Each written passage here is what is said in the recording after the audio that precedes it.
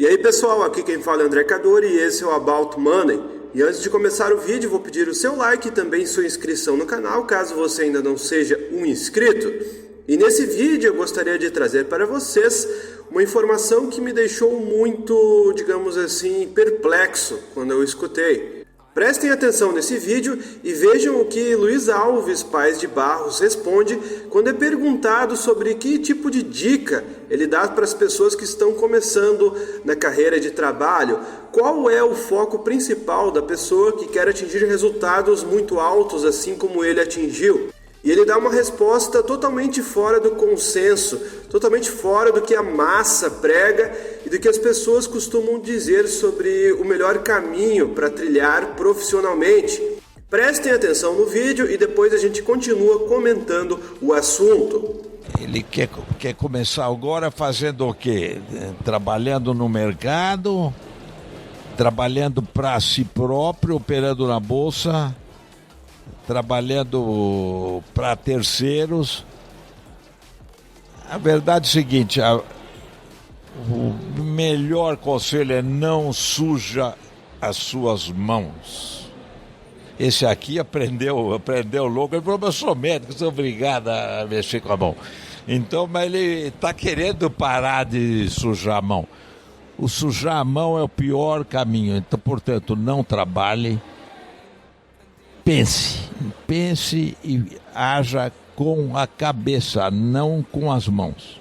Não seja assalariado de ninguém, não trabalhe para ninguém, se vira e descubra onde você coube para fazer isso, se couber.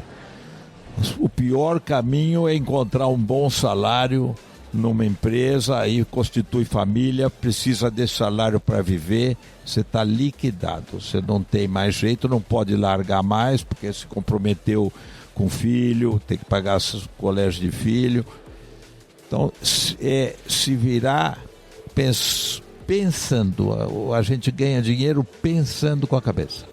Como vocês podem ver, a opinião dele com relação ao trabalho é muito diferente do que a massa pensa. E provavelmente do que os nossos pais pensam. Então muitas pessoas que optarem a escolher o caminho que Luiz Alves prega vão sofrer muitas dificuldades, e muitas dificuldades às vezes nem com relação a dinheiro, mas com relação à opinião dos familiares e à opinião da sociedade como um todo, que não está acostumado com esse tipo de pensamento. Desde muito cedo a gente é condicionado a pensar a seguir esse modo convencional de trabalho. Ou seja, a partir de uma determinada idade você começa a trabalhar, começa a ganhar o seu dinheirinho, começa a estudar, fazer uma faculdade. A sociedade prega que você tem que fazer uma faculdade obrigatoriamente, às vezes sem nenhum tipo de instrução, sem nenhum tipo de visão de futuro, você às vezes acaba fazendo uma faculdade que você nem queria, simplesmente para cumprir esse cronograma que a sociedade impõe para a gente. Depois da faculdade, a tendência é que você procure um bom emprego e tenha um bom salário. Geralmente, esse é o caminho trilhado pela maioria das pessoas. E quando escutamos opiniões que vão contra o consenso, a gente tende a estranhar. Às vezes tem pessoas até que ficam bravas com esse tipo de comentário e ficam sem entender o que está sendo dito. Algumas pessoas até questionam que para ele seria fácil, já que ele nasceu em uma família com condições muito melhores. Então ele já poderia iniciar fazendo aquilo que ele ama. A verdade é que não existe um caminho certo ou um caminho menos certo.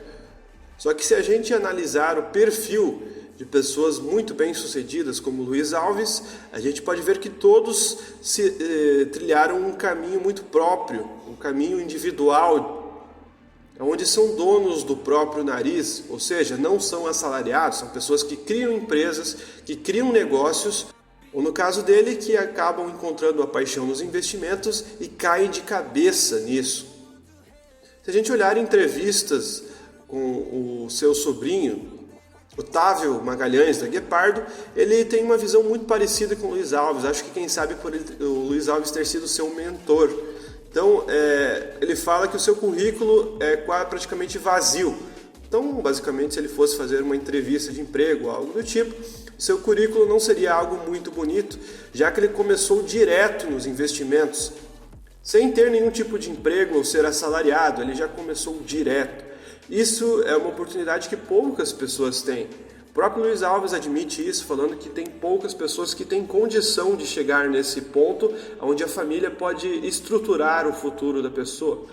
Então, para as pessoas que têm essa oportunidade, eu acho que faz muito sentido o que o Luiz Alves fala, você ter a coragem suficiente para fazer um negócio que você faz pensando, ou seja, sem sujar as suas mãos, assim como ele fala. Você ter o seu próprio negócio e delegar as atividades.